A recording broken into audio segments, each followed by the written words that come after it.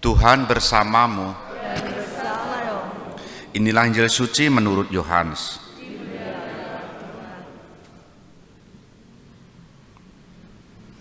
Setelah Yesus yang bangkit berkata kepada Petrus, "Ikutlah aku."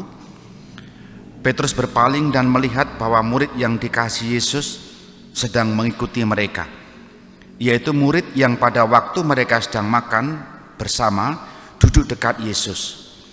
Dia inilah yang berkata, "Tuhan, siapakah dia yang akan menyerahkan Engkau?"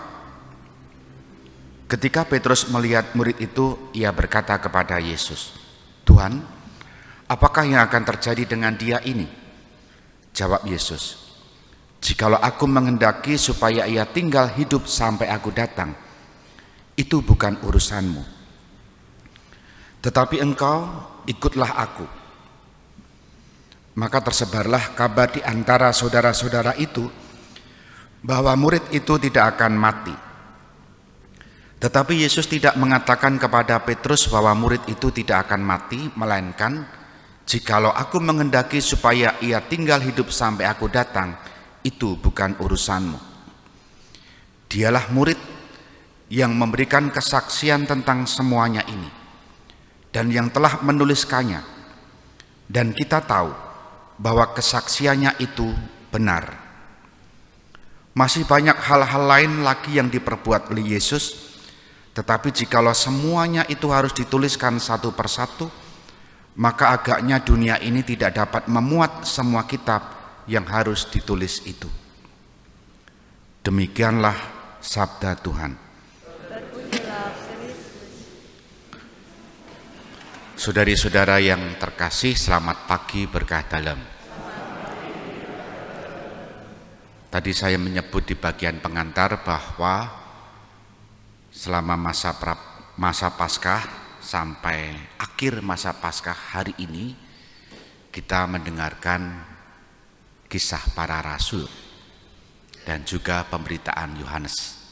Nah, hari ini di penghujung masa Paskah kita mendengarkan Paulus, bagian akhir kisah para rasul diberitakan tinggal di Roma. Dan di Roma ini pun Paulus dalam situasi yang tidak mudah di penjara dan seputarnya, dia juga menulis surat beberapa untuk jemaat yang pernah dilayaninya. Intinya kisah para rasul ditutup dengan kisah Paulus yang tinggal di Roma dan tetap memberitakan Injil Kerajaan Allah.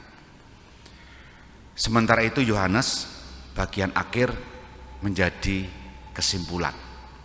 Semuanya itu kalau ditulis agaknya dunia tidak memuat. Dan kesaksian Yohanes itu adalah kesaksian yang benar. Dia sendiri menulis dan kita mendengar kesaksiannya dan kita semua percaya.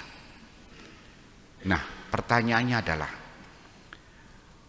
ketika kita bersama-sama selama masa Paskah, kita dibimbing oleh bacaan-bacaan, dituntun, dikuatkan bahwa Yesus senantiasa hidup menyertai. Dan besok ataupun nanti sore yang merayakan perayaan Ekaristi, penyertaan itu ditandai dengan datangnya Roh Kudus yang senantiasa menghidupi gereja sampai sekarang. Nah, kembali pertanyaannya adalah, apakah kita yang masih mengembara ini mampu meneruskan menjadi pengarang Injil? Tentu bukan pengarang Injil yang ngawur. Bagaimana Yohanes memberikan kesaksian dan ditulis menjadi Injil Yohanes, kita pun bisa menjadi Injil-Injil hidup, penginjil berjalan. Yohanes menulis apa yang dia yakini, bahwa Yesus adalah utusan Allah, bahwa Yesus adalah anak Allah yang bersatu erat dengan Allah Bapanya. Maka kita pun memberi kesaksian atas pengalaman selama hidup kita, bagaimana iman kita tumbuh dan berkembang. Katekis, para prodiakon, siapapun yang memberikan kesaksian iman, modalnya itu satu, pengalaman iman. Dan pengalaman iman itu pula lah yang diwartakan oleh Paulus kemana-mana dalam memberitakan Injil.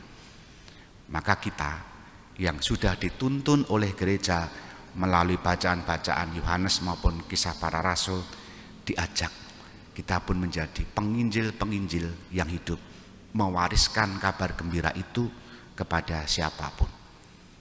Kalaupun tidak bisa menulis, kadangkala juga orang mampu berefleksi menulis di posting, di status ataupun di menulis buku, itu bisa. Tapi tidak semua dengan cara yang sama. Semua punya karisma masing-masing. Siapa tahu menjadi pribadi-pribadi yang entengan, ya, tenaganya itu bisa menjadi penginjil, seneng dikongkon rono rene, seneng. Sampai kita pun melihat kok yorat duwe kesel ya. Itu kan penginjil yang hidup, tanpa banyak mengeluh tapi senantiasa bersukacita. Caranya macam-macam, intinya sama. Injil sepertinya perlu kita teruskan menjadi penginjil, entah menulis, entah berkata, entah berbuat, entah berperilaku. Moga-moga banyak jiwa yang makin diselamatkan. Kita hening sejenak.